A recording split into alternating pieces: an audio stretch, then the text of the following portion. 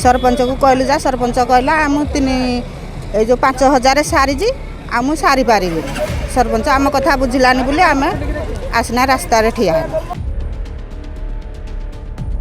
सरपंच को कहिबारु सरपंच सीधा सीधा कहीदेले मु 5,000 टंका सारी आउ टंका टीए भी सारी पारि नाही सेथिपाई आमे माने आसी रास्ता रे छिड़ा होइछु। एभली किछि पानीय समस्या को नहीं चित्र आसुछि। पानीय जल समस्या नहीं जातीय राजपथ अवरोध करिसंती बाउंसपाଳ ग्रामवासी। 53 नंबर जातीय राजपथ बाउंसपाଳ छक निकट में बाउंसपाଳ देउरी साई ग्रामवासी माने गरा बाल्टी रखी रास्ता अवरोध करिसंती जहा फल उभय पार्श्व शह शह गाड़ी अटकी रहिथिला।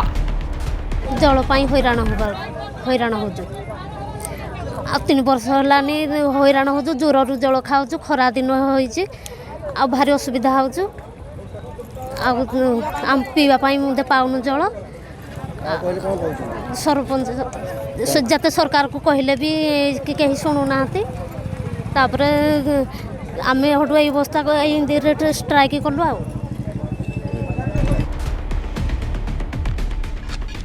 सूचना मुताबक कामाख्या नगर ब्लॉक बाउंसपाଳ पंचायत देहुरी साईर सोलार पंपटी दीर्घ दिन हेब अचल हो पड़ा तेणु लोक मैंने पानीय जल पाई बहु असुविधार सम्मुखीन हो आसुंट।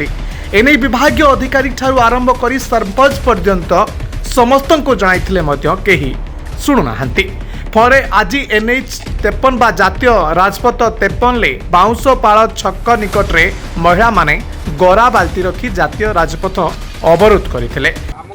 पानी असुविधा जो आम आज रास्ता आसु केते वर्ष तमर पानी असुविधा का कहू सारे सरपंच बाबू कहि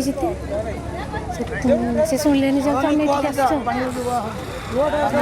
आम आसीजु ये जे आम टाँकी आज की है 2-3 मास है जल आसुनी टाँकी पूरा चलुनी टोटाल आम केमी कौन चलू कौटू आना जल खाइबू कह आम तो सबपटे बाट बंद होती आम कौन 2-3 किलोमीटर जाकि जल खाइबू ना कौन कौटू पानी खाओ आम जूरु खाऊ 2-3 किलोमीटर हे जूर भी बाट बंद हो जाए आम कौटू आनिकी केमी खाइबू केमी चलू आमको से सुविधा करा जाऊ जो आई से सुविधा करा जाऊ से सुविधा को न करिया जगह आम रास्ता हटबू ना।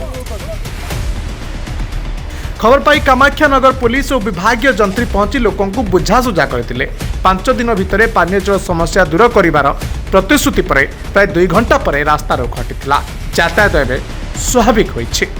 कामाख्या नगर संजीव विश्वास रिपोर्ट न्यूज़ 10 ओडिशा लाइव।